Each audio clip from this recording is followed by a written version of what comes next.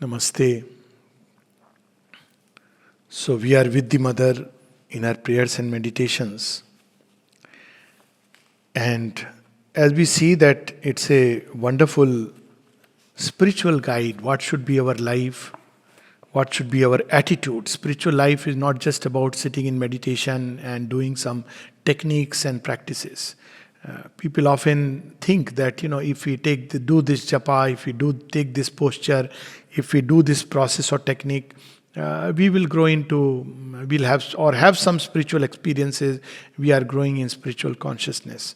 But spiritual consciousness is intertwined in everything in life. So that is what the Mother is teaching us. What should be our attitude towards everything? Another very interesting thing we read in this prayer, which we are going to read, it's a prayer of October 7th, 1913. So this is the time when a lot of changes were coming in the Mother's personal life, as well as very soon she will prepare. In next year March, she will be setting sail to come to Pondicherry to meet Sri Aurobindo. So we see that there is a period of preparation going on. And what we see in this prayer is what is true detachment. Normally we think a detached person is somebody who has outwardly left something. Somebody walks away from home, so he is aniket. Somebody leaves family and children, so therefore he is a great tyagi. Well, the Gita speaks about the difference between tyaga and sannyasa. And we see that in Sri Aurobindo's life and in the Mother's life. The main difference is that sannyasa is something which we do outwardly. It's a formal process. But it does not mean that our inner consciousness has changed. Our inner consciousness will be the same. Sannyasis may go and live in a monastery and be attached to the monastery, to its surroundings, to its room, the room where they are staying. There are people who have lived in monastery and they feel very proud that we have never stepped out of the monastery. So they get attached even to their circumstances. They get attached to the people, to the fellow monks. So this is not truly the spiritual way. Spiritual way is to be detached wherever we are. And this detachment comes not because we are forcing ourselves to detach, but because the spiritual fire is growing so much that automatically things which have to be dropped, they drop off. Especially in terms of diet, this is so true. People think that if they don't eat a particular kind of food, let us say if they take vegetarian food or they become vegans, extreme fad, so they think that they are being spiritual. No, Hitler was a pure vegetarian. So being vegetarian is not the issue. The issue is the change of consciousness. That's what defines spirituality. So when this consciousness changes, automatically, spontaneously, certain things drop out of our nature. And that is the true tyaga. And that's why the Mother says, in our yoga, we don't talk about renunciation. Because if you have to renounce something, and especially when we renounce, there is a sense of pain, oh, we have to leave something, then this renunciation is not worth it. It should drop off naturally, spontaneously, organically, simply because we are growing in the inner fire, and therefore certain things to which we were attached no more hold good for us anymore. This we notice in our life as we progress. So this is a prayer where the Mother has gone out for a few months and then she returns back to the house. Now we must remember that this is 1913. She had already realized a constant and conscious union with the divine within when she was between 18 to 20 years. That means 1896 to 1898. This is the time when she had got married. She had already realized the inner union. She is still going through life experiences because there is a reason. One, life experiences bring out different aspects of the nature. Second, because she has to one day assume the role of being the guide and leader of the whole world. How will she guide mankind if she knows not all the problems, the difficulties and challenges that human beings face? That's why I always say, you may revere a sannyasi, it's all right. Some people like to carry the photo of a sannyasi in their in their wallet, but sannyasis cannot guide the world. Because in the world, there are many things, many challenges which a sannyasi has never faced. He may have faced some inner challenges, but that is not enough. He has to teach us how to face these challenges and go to it through it. But somebody who has not suffered and known the human miseries, the human problems, the human attachments, the human difficulties, how can he understand? How can he guide? So this we see the mother returning after 3 months to her house. So normally when we are returning back to our house, our thoughts begin to flow towards the house when the journey itself has started. Oh, what will be the state of the house? We have to clean it, we have to do this. And the moment we come, women get preoccupied by once again that the house, in the beautification of the house. While all that may be needed and is needed, but see the attitude that she has. This return, this is October 7th, 1913, this return after 3 months of absence to the house which is consecrated to thee, O Lord, has been an occasion for 2 experiences. So first she teaches us that this idea, this is my house, this should go away. And there are some people who even outside the house write their own name or family name, surname, Pandeys. I am using my surname, I don't use. But there are people, Pathaks, Guptas, Varmas, Sharmas. What does it mean? But to start with, she says, this is a house consecrated to you. So this idea, when we live with the house, what Yagnavalk has said, that one loves the wife not for the sake of the wife, but for the sake of the self. One loves the friend not for the sake of the friend, but for the sake of the self. One loves the child and the country, not for the sake of the child or the country, but for the sake of the self. And one can add, one loves the house, not for the sake of the house, but for the sake of the self. So she has taken care of the house. She has already consecrated the house to the divine. So this house has been already consecrated. Now she gets 2 experiences. The first is that in my outer being, my surface consciousness, I have no longer any feeling that I am in my own house or the owner of anything at all. Inwardly, she knows it. The difference in this yoga is what is our inner truth must also manifest outside. So inwardly we know this. Intellectually we know this. Even emotionally we may grasp it, that this is not my house, this is the Divine Mother's house. But still something of the outer consciousness seeks it as the comfort zone. It is my house. That's when we become uncomfortable when we go anywhere else, because it's not my house. We are so attached to its atmosphere, to everything within it. But the mother is in a true sense Aniket, without a house. So she is in her house and yet she is Aniket, one of the things that the Gita speaks of. So she says that I feel that I don't own this house or anything at all. I am a stranger here. There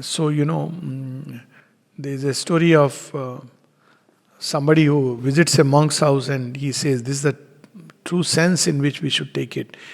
He says, he has come to take something or steal something, a thief. So he says, he asked the thief that, why don't you take this? Why don't you take that? Why don't you use this? He says, but I am a stranger here, the man says. So the master says, but I am also a stranger here. Though it is his, so-called his house, but he regards himself as a stranger. So this is a very profound state of consciousness in which she is inviting us. I am a stranger in a foreign land. This is Paris. And we say mother is French. She is saying, I am a stranger in this foreign land. Who would call one's own country as a foreign land? And it's not that, okay, this was a foreign land and India is her true land. She says, I belong to no nation, no civilization, no country. In 1912 itself she has said that, this is the time when she has met Abdul Baha, the son of the founder of Baha'i religion, Baha'u'llah. And that time he wanted her to speak. And the mother says that, no, I don't want to speak and address. He wanted her to take over the movement because he was not keeping too well. She said, no, I cannot. So he asked her to speak. So she said, no, I am not a speaker. He said, doesn't matter, you just speak. You be there and speak. and whatever you speak will be divinely inspired. It is one of the most remarkable speeches that one can read it. It's in Collected Works of the Mother, Volume 2. The speech that she gives, and she speaks of the light that expresses itself through her mouth. And during the same moment, and in this context only, she says that I belong to no nation, no civilization, no country can claim me as itself. I do only what the God wills. And I will speak as the divine wants me to speak, but to speak in the name of a doctrine, that I cannot do because the eternal wisdom forbids me.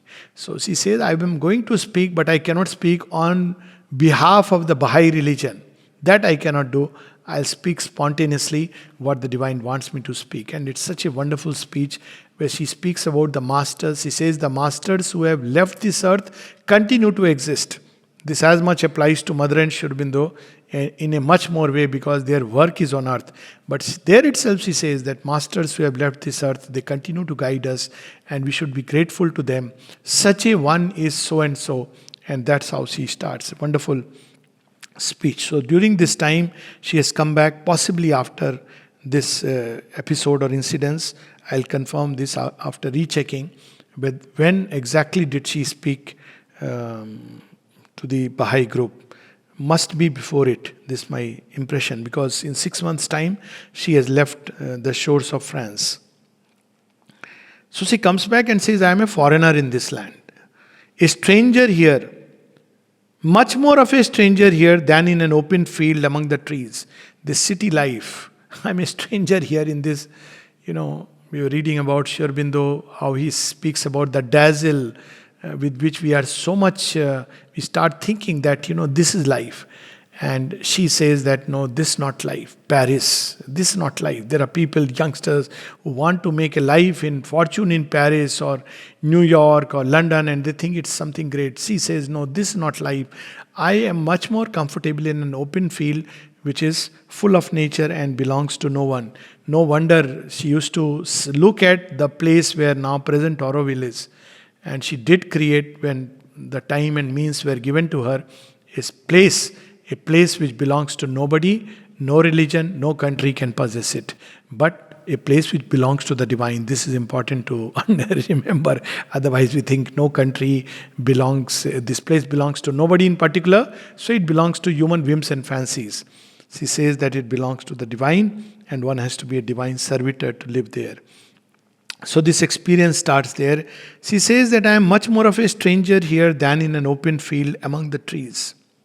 And I smile now that I have learned what I did not know before. She's talking about her outer being. Inwardly, she knew about it.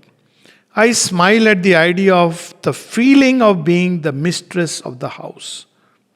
So she felt outwardly that, mistress means she will take a decision, she will do what she wants, others have to do according to, her idea of things.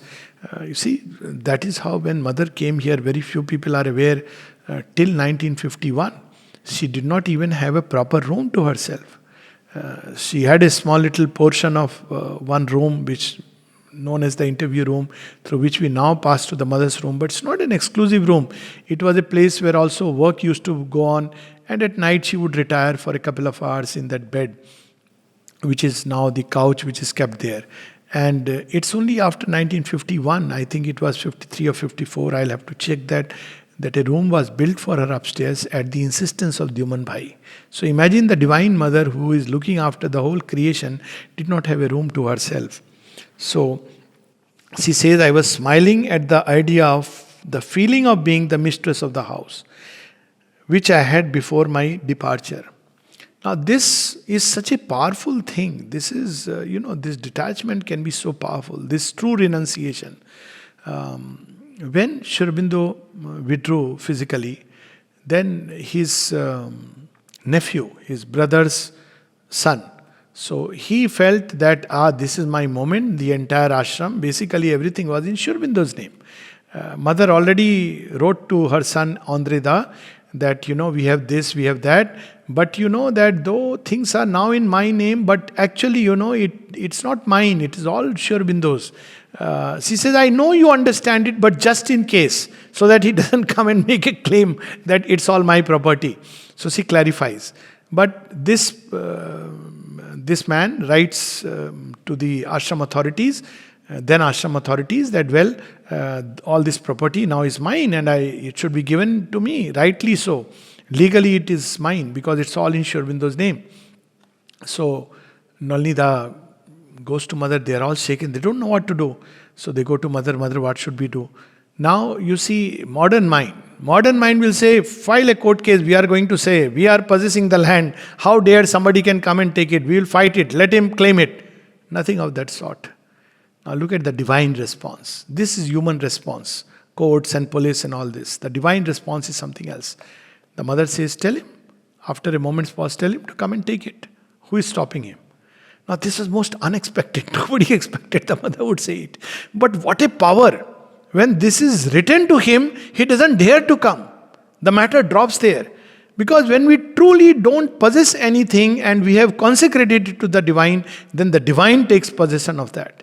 It is in the hands of the divine, and it is up to the divine to do with it what he wants to do. This kind of a surrender we see here. Once somebody gave a very costly shawl to Sri Ramakrishna Paramhans, and he put it around him, and as usual, oh, it is looking so nice, he's wanting to hear some praise or accolades. Suddenly Sri Ramakrishna took that shawl off his shoulder and threw it on the ground, started dancing on it. So this man for some time keeps quiet, then he becomes restless, and he tells him, sir, but it is very expensive. No, Sri Ramakrishna says, see, I told you, you have never really given it to me. You are still keeping it with yourself.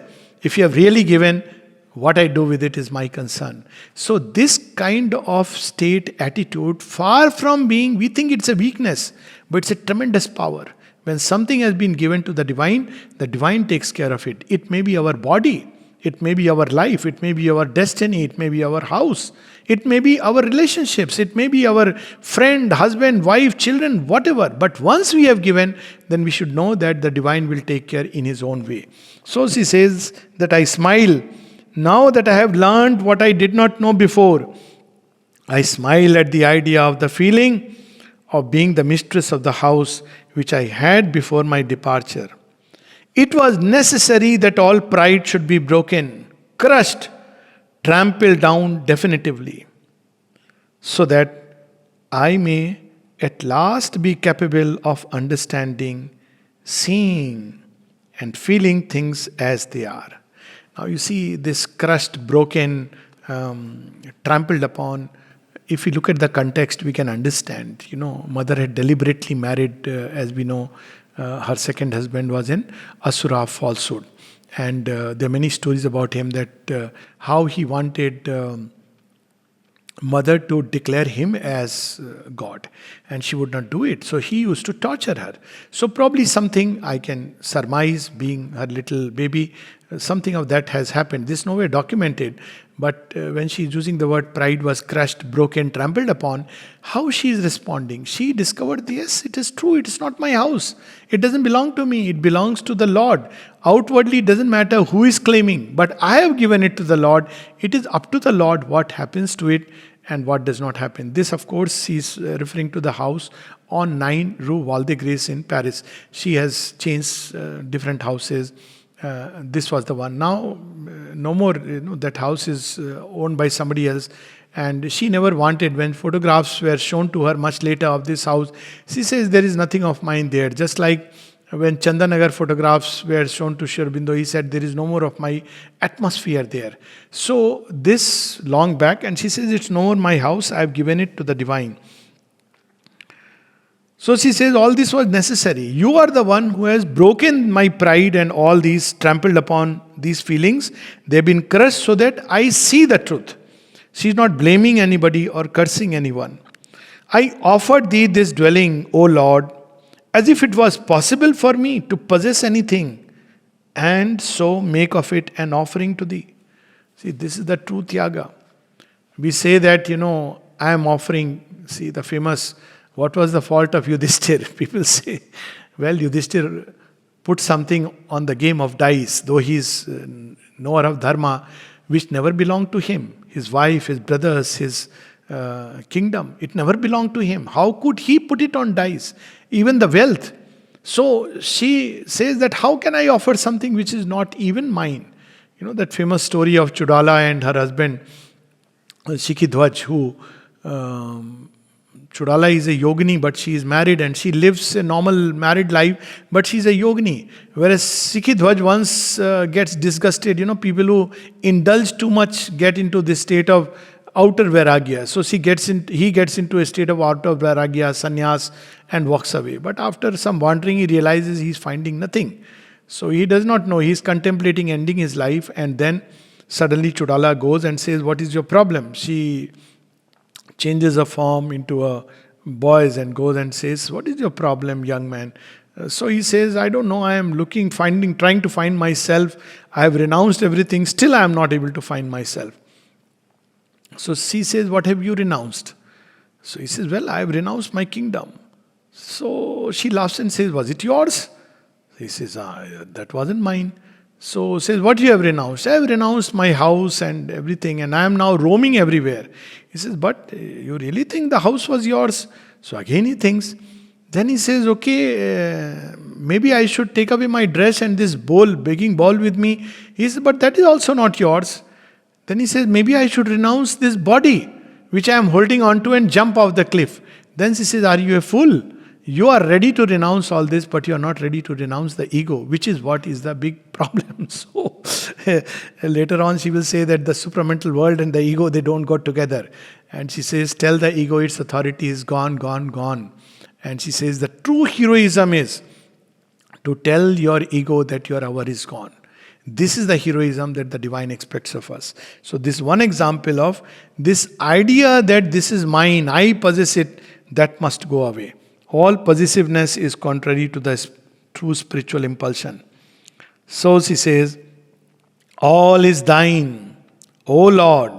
It is thou who placest everything at our disposal." To live in this state that whatever comes to us, she is the one who gives it. And what goes from us eventually goes to her. But how great is our blindness when we imagine that we can be the owners of anything. Something has come, we are trustees and not owners. So to live life with this consciousness that we are just trustees. Nothing really belongs to us. Everything comes from her, is today with us, will pass on to other hands tomorrow. That is also documented beautifully in another prayer where we will read that one of the days. "I am a visitor here as everywhere else. Thy messenger and thy servant upon earth." So who am I? I am just a visitor here. People say it is my house, but it is not my house. I am visitor here. And who am I? I am thy messenger and thy servant. Wherever the messenger is sent, there the messenger goes. Wherever the servant is asked to complete an errand, the servant goes. He has no claim over where he must go, where he should stay, what he should do. It is in the hands of the divine. "Thy messenger and thy servant upon earth, a stranger among men, and yet the very soul of their life and the love in their hearts." She knows, she has universalized, she has experienced that state of universality where she finds herself in every heart. She would even at one point write, "Living within the heart of each atom, I kindle therein the fire that never burns out." So she says that I am a stranger among men. Men don't know who I am. But I am the one who is the love of their life, and I am the soul of their life and the love in their heart. Such is her identification. This is the first realization she gets. The second one, she says, in the second place, the whole atmosphere of the house is charged with a religious gravity. Because she has meditated, she has done sadhana, she has lived in that house, she has moved in that house with such a state. So you see, it's very interesting. One, it reminds us, the first part, that this idea of grahastha. One can be having a house and yet not be a grahastha. Grahastha, graha literally means to hold. So somebody who holds, owns, possesses, he is a grahastha. It's not about marriage or not marriage. One may be living in a room, single, and yet one may have the sense of ownership. Such a person is a householder, a grahastha. Whereas another person, he may be in a palace We see in Sri Aurobindo's life and the mother's life, but wherever one is, one knows that it belongs to the Lord. Such a person is Aniket, the true sannyasi. So she is a grahastha and yet a sannyasi. Second thing, because she has lived there, there is a wonderful atmosphere. See, this is what often people speak about, what is special about the ashram. Leave aside everything else. Something which cannot be replicated, cannot be found anywhere else. Of course, the samadhi is there. The very fact that they have lived here, that atmosphere, those vibrations, it's their tapasya, it's their place of seat of tapasya. As Sri Aurobindo said in one of his letters, I think it was to Mr. Munje, no, it was to Joseph Baptista, that Pondicherry is the cave of my tapasya. When he is asked to come back to politics, he says, no, I cannot come. This is the cave of my tapasya, but a tapasya of a different kind, not of the usual sannyasi kind of tapasya, but with another aim. So, any place where divine beings have lived and they have moved around, it's not about what they did and didn't do. That place is charged, the matter of that place. So many places she has gone, she has touched, she has looked at certain houses, certain streets, and that will always be imprinted in the memory of that place. Of course, it is left to us whether we are awakened enough to feel it, or we are so dull and obscure, so tamasic in our consciousness that we are not able to feel it. That is up to us. But it is there. So she is now speaking about that house. It is charged with a religious gravity. Here one descends immediately into the depths.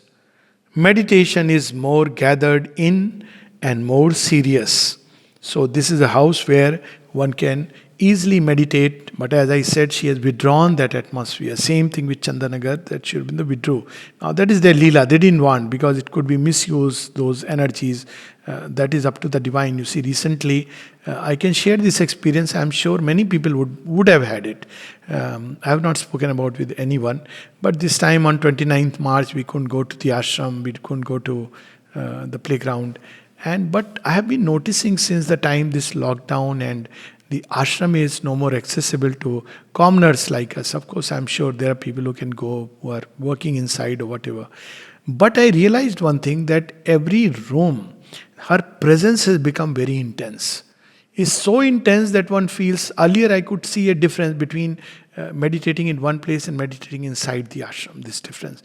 But discovery, that such a happy discovery, that wherever one sits for meditation in any of these houses, it is right as if one is sitting inside the ashram. And I think this is must be many people's experience, that mother has come now in every house and she is dwelling there, and that atmosphere is a lot more charged. In any case, every house of the ashram is special. But it is a lot more charged because she has come out, because we could not go inside. So this is the atmosphere that she describes in her house. This person disappears. The moment in the place where the mother has lived, in our context now we can speak about the ashram. She says that this person disappears and gives place to concentration. It's very easy to concentrate, and all the discursive thoughts, the strings of consciousness which are running in this direction, that direction, automatically cease and one can concentrate inside.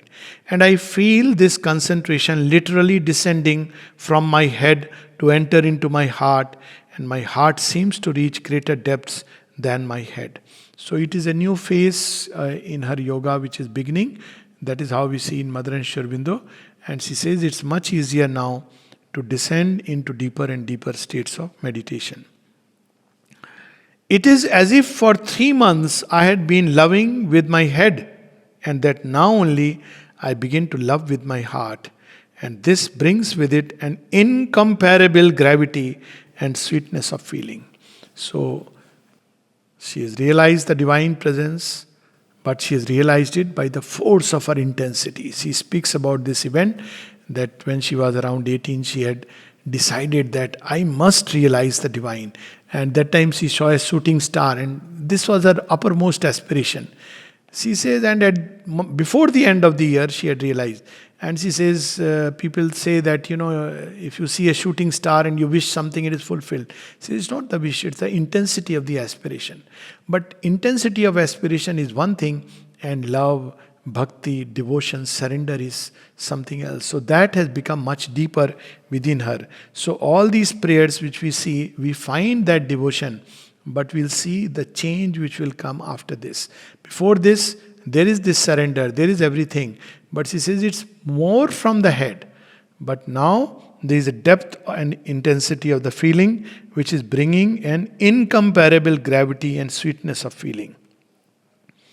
And therefore, she says, a new door has opened in my being and an immensity has appeared before me. This is characteristic of Sri Aurobindo and the mother, that they could suddenly enter into a new phase. Otherwise, we see even in the life of seers and sages and saints, they've arrived through a certain process and then they are stuck there. They are not only stuck to the realization, they are also stuck to the process. They think this is the only way. That is how religions and sects and cults are formed. But Mother and Sri Aurobindo always teach us to go ahead, to go towards the future realizations, not be happy with our past achievements. Whatever we may have experienced and realized is nothing compared to what yet we must and can experience and realize. A new door has opened in my being and an immensity has appeared before me. I cross the threshold with devotion, feeling hardly worthy yet to enter upon this hidden path, veiled from the sight and as though invisibly luminous within. So this is the path she has entered into the depths of the heart. She says it's a new path and I am now going to explore it. This is where we see that in a certain sense, the yoga which we see described in Savitri, the yoga of Savitri, where she enters within through the heart, that begins. And this will go on for a long time. We'll see that. All is changed. Each such conversions, each such change of consciousness is like a reversal. She describes that. So everything changes. Each time we ascend to a new level, each time we discover a deeper depth, everything changes in our life, circumstances, situation, our attitudes, our in-look, our outlook, and that begins to reflect in our life, our actions, and our surroundings. So she says, all is changed, all is new. The old garbs have dropped, and the newborn child half opens its eyes to the light of the dawn. So this is how we must be ready to shed the past at each moment so that a new light can be born. And it is through these successive ascents, through these successive discoveries, through these successive depths after depths, that we arise at the fullness and the integrality of the divine realization. Namaste.